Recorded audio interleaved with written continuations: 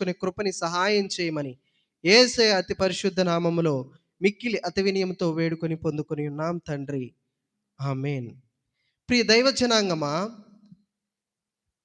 దేవునిని రుచి చూచిన మనము ఏ రీతిగా ఉండాలో పౌలు గారి సాదృశ్యముతో ప్రభు మనతో మాట్లాడుతున్న మాట ఏంటంటే, పౌలు గారు తన పరిస్థితిని ఏ రీతిగా తన యొక్క ప్రతికూలతని ఉన్నా కానీ ప్రతికూల ఆ యొక్క సమయాలలో కూడా దేవుని వైపే ఏ రీతిగా ఉన్నాడో ఈ వాక్యాన్ని బట్టి మనం అర్థం చేసుకోవచ్చు. ప్రేమ చూపించడములో, దేవునిని ఆరాధించడములో పౌలు గారు మనకు ఒక గొప్ప సాదృశ్యం అండి.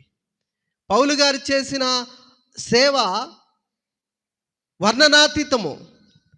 ఆ యొక్క సేవా పరిచర్యలో చావు దెబ్బలు తిన్నాడు, బెత్తాలతో కొట్టబడ్డాడు, జైలులో పెట్టబడ్డాడు, అనేక విధములైన శ్రమల చేత, ఇబ్బందుల చేత, ఉపవాసాలుండి పాము కాటులతో విషపూరితమైన రోజులు తను అనుభవించి కూడా ఏమాత్రము దేవుణ్ణి ఆరాధించే విషయంలో వెనుకంజ వేయలేదు.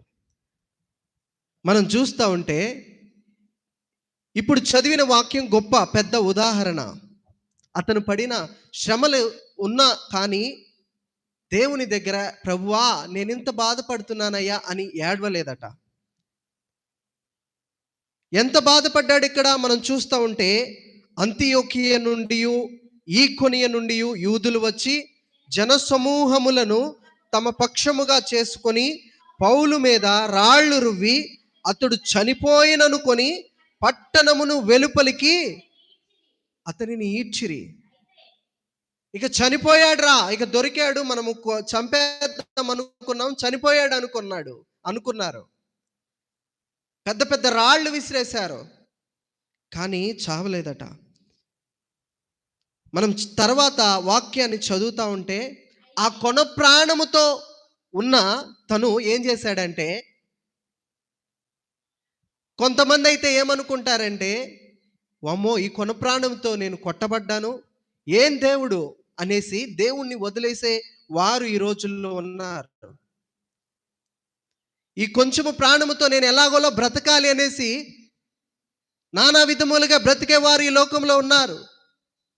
ఏం దేవుడురా బాబు, ఈ రీతిగా నేను ఇబ్బంది పడుతున్నాను దేవునిలో, ఈ రీతిగా నేను ఇట్టి పరిస్థితుల్లో కూడా నేను దేవుణ్ణి ఆరాధించాలా అనే ప్రశ్నలు మనకైతే వస్తాయి. కానీ ఇక్కడ మనల్ని మనము పరిశీలన చేసుకున్నట్లయితే పౌలు గారు ఏం చేశారంటే ఆ కొన ప్రాణముతోనే మరలా దేవుని సేవను ప్రారంభించాడు, మరలా దేవుని ఆరాధించడము ప్రారంభించాడు. దేవునికి స్తోత్రం, హల్లెలూయా.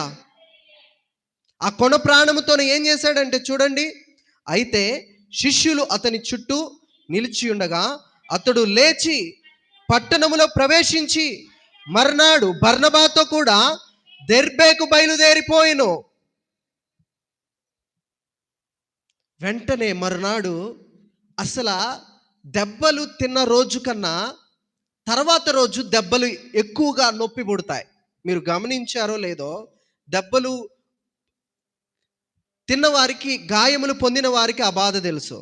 ఈరోజు మనకి ఏదన్నా గాయమైతే ఈ రోజు కన్నా బాధ మరుసటి రోజు ఉంటుంది, అవునా కాదండి? అవును.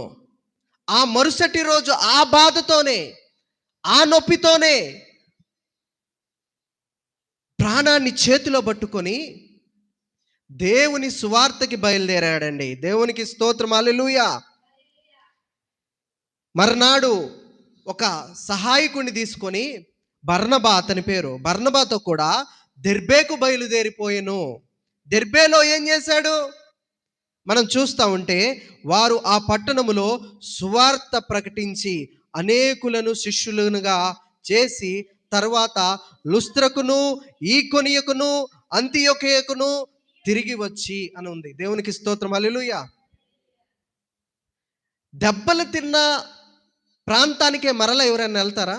ఒక చోట కొట్టించుకోబడి, ఒక చోట అవమానించబడి, ఒక చోట చీ కొట్టబడి ఉన్న ప్రాంతానికి మరలా తిరిగి ఎవరైనా వెళ్తారండి?